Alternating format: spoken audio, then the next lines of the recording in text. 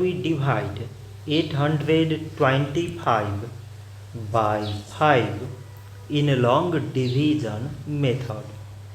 5 times 1 is 5. On subtracting we get 3. So again we put down these 2 and it is 32. 5 times 6 is 30. On subtracting we get 2. So again we put down this 5 and it is 25.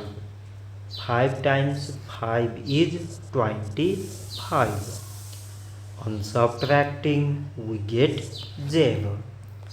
So 825 divided by 5 is 165. So this much for today and thanks for watching.